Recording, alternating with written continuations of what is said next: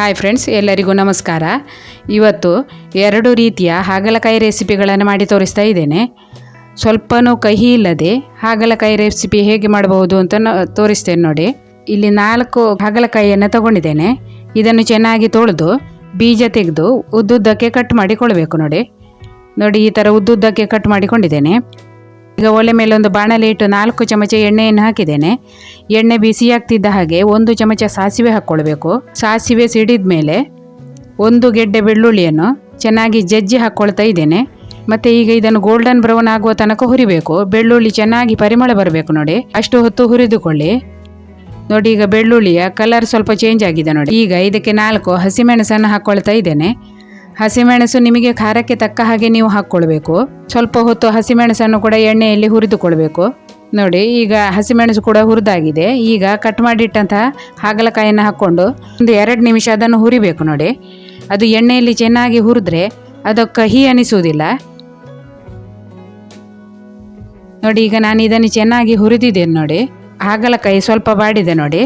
ಅದಕ್ಕೆ ಒಂದು ಲಿಂಬೆ ಗಾತ್ರದ ಹುಣಸೆ ಹಣ್ಣನ್ನು ಚೆನ್ನಾಗಿ ನೀರಿನಲ್ಲಿ ಕಿವುಚಿಕೊಂಡು ಹಾಕ್ಕೊಳ್ತಾ ಇದ್ದೇನೆ. ಹುಣಸೆ ರಸದ ಬದಲಾಗಿ ನೀವು 2 ಚಮಚ ಆಮ್ಚೂರ್ ಪೌಡರನ್ನು ಹಾಕ್ಕೊಳ್ಬೋದು.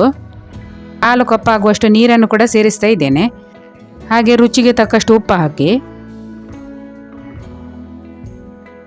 ಮತ್ತೆ ಒಂದು 2 ಚಮಚ ಆಗುವಷ್ಟು ಬೆಲ್ಲವನ್ನು ಹಾಕಿದ್ದೇನೆ. ಈಗ ಇದನ್ನು ಚೆನ್ನಾಗಿ ಮಿಕ್ಸ್ ಮಾಡಿ ಒಂದು ಮುಚ್ಚಳ ಮುಚ್ಚಿಟ್ಟು ಬೇಯಿಸಿಕೊಳ್ಬೇಕು. 5 ನಿಮಿಷ ಸಣ್ಣ ಉರಿಯಲ್ಲಿ ಬೇಯಿಸಿದ ಮೇಲೆ ನೋಡಿ ಹಾಗಲಕಾಯಿ ಚೆನ್ನಾಗಿ ಬೆಂದಿದೆ. ಈ ಥರದ ಒಂದು ಹಾಗಲಕಾಯಿಯ ಪಲ್ಯ ಮಾಡಿ ನೋಡಿ, ಸ್ವಲ್ಪನೂ ಕಹಿ ಅನಿಸುವುದಿಲ್ಲ. ಈಗ ನಮ್ಮ ಹಾಗಲಕಾಯಿಯ ತಳಾಸನಿ ರೆಡಿಯಾಗಿದೆ ನೋಡಿ.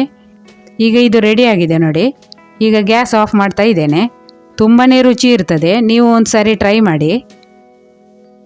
ಈಗ ಹಾಗಲಕಾಯಿಯ ಇನ್ನೊಂದು ರೆಸಿಪಿ ಮಾಡುವ ನೋಡಿ. ಇದಕ್ಕೆ 2 ಹಾಗಲಕಾಯಿಯನ್ನು ತಗೊಂಡಿದ್ದೆ ನೋಡಿ. ಇದಕ್ಕೆ ಜಾಸ್ತಿ ಹಾಗಲಕಾಯಿ ಬೇಡ ನೋಡಿ. ಚೆನ್ನಾಗಿ ತೊಳೆದು ಇದನ್ನು ಕೂಡ ಹಾಗೆ ಬೀಜ ತೆಗೆದು ಸಣ್ಣಗೆ ಕಟ್ ಮಾಡಿ ತಗೊಳ್ಬೇಕು ನೋಡಿ. ನಾನು ಕಟ್ ಮಾಡಿ ತಗೊಂಡಿದ್ದೇನೆ ನೋಡಿ. ಸಣ್ಣ ಸಣ್ಣ ತುಂಡು ಮಾಡಿದ್ದೇನೆ.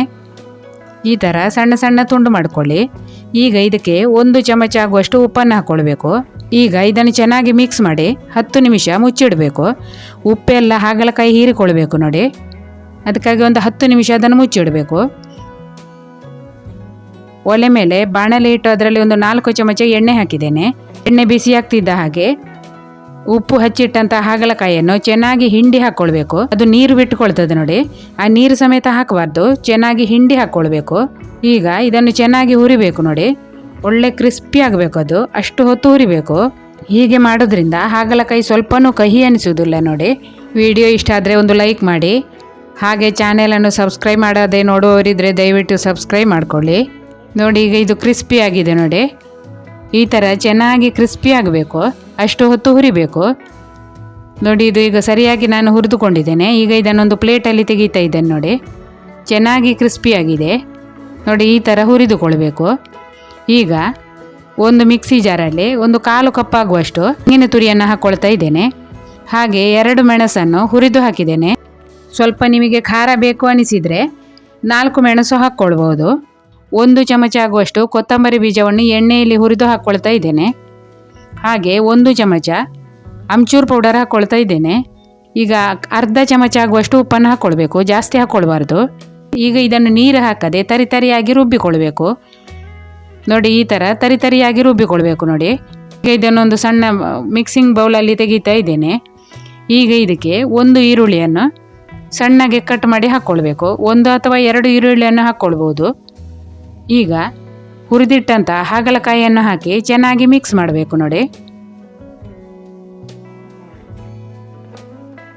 ಈಗ ಇದಕ್ಕೆ ಸ್ವಲ್ಪ ಕೊತ್ತಂಬರಿ ಸೊಪ್ಪನ್ನು ಹಾಕಿ ಚೆನ್ನಾಗಿ ಮಿಕ್ಸ್ ಮಾಡಿದರೆ ರುಚಿಯಾದ ಹಾಗಲಕಾಯಿಯ ಕೋಸಂಬರಿ ರೆಡಿ ಆಗ್ತದೆ ನೋಡಿ. ನೀವು ಒಂದು ಸಾರಿ ಈ ಥರದ ಕೋಸಂಬರಿ ರೆಸಿಪಿಯನ್ನು ಕೂಡ ಟ್ರೈ ಮಾಡಿ.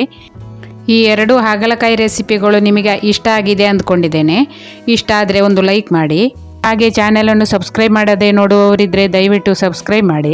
ವಿಡಿಯೋ ನೋಡುವ ಎಲ್ಲರಿಗೂ ಧನ್ಯವಾದಗಳು.